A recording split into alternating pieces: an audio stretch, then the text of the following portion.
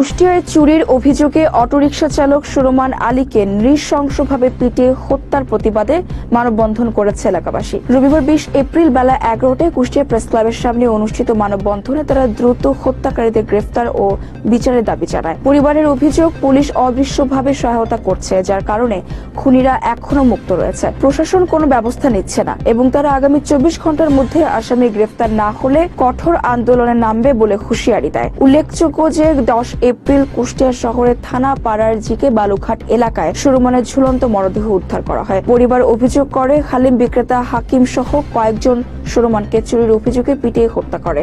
এরপর তার মরদেহ ঝুলিয়ে রাখে। সুরমানের মরদেহ প্রথমে আমেনা খাতুনের বাথরুমে দেখা যায়। এলাকাবাসী দাবি করেছে পুলিশ হত্যাকাণ্ডের বিষয়ে তদন্তে গাফিলতি করছে।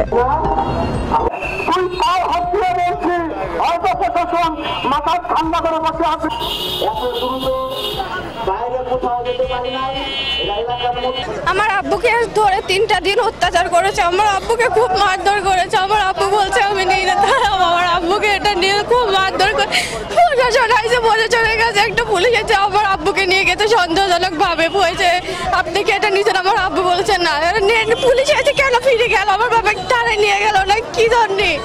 আমার বাবার ধরে 3টা দিন ধরে খুব অত্যাচার করেছে। আমার বাপ বলছে আমি নিয়ে দাও। আমার আব্বু 3টা দিন ধরে মারধর সারা রাত এত করে দিয়েছে।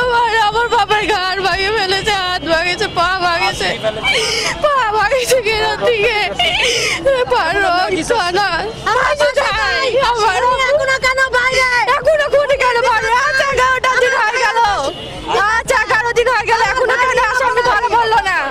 মৃত্যুর 11টা দিন হয়ে গেল, কেন আসামি ধরা পড়লো না? 11টা দিন কেন আসামি ধরা পড়লো না?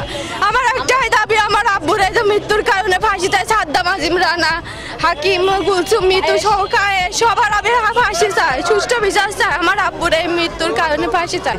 31 তারিখ রাত্রে হাকিমের বাড়িতে চুরি হয়েছে, এই অপবাদে তারা কিন্তু তখন তৎক্ষণাৎ কোনো পুলিশ আসে নাই। 31 তারিখে 1 তারিখ গেছে, কোনো পুলিশ আসে নাই। 2 তারিখে পুলিশ গেছে। 2 তারিখে পুলিশ গিয়ে সুরমানকে বাড়ি থেকে টানে নিয়ে আসলো বাইরে রাস্তায় জিজ্ঞাসাবাদ করার জন্য। তো তখন আমি ঘটনাক্রমে রাস্তা দিয়ে যাচ্ছিলাম বাসার দিকে। তো তখন আমি দাঁড়াইলাম যে কি ব্যাপার ভাই, কি হয়েছে?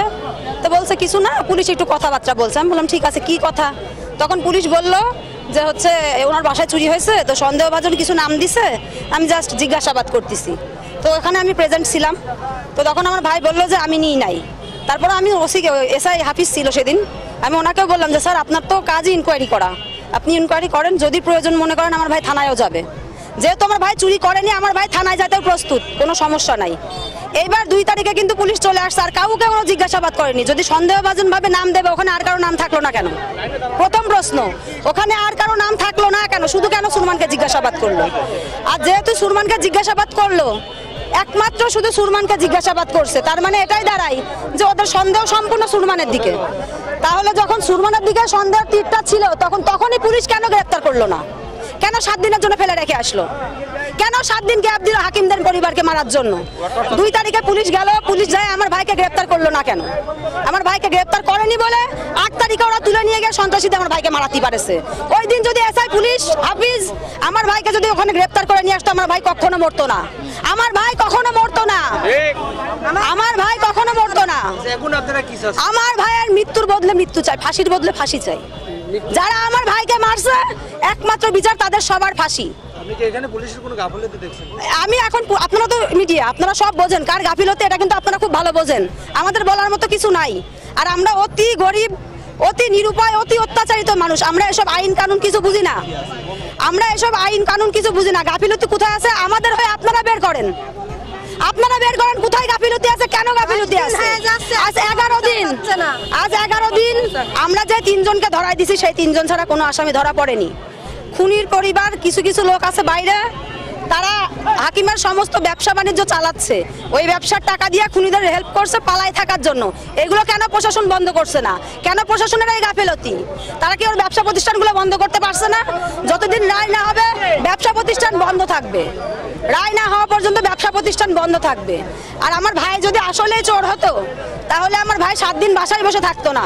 আপনি সর্বশেষ কি চাচ্ছেন? সর্বশেষ ফাঁসি, ফাঁসি, ফাঁসি, ফাঁসি। 24 ঘন্টার মধ্যে প্রত্যেকটা খুনিকে ধরে ফাঁসি দিতে হবে। 24 ঘন্টার মধ্যে।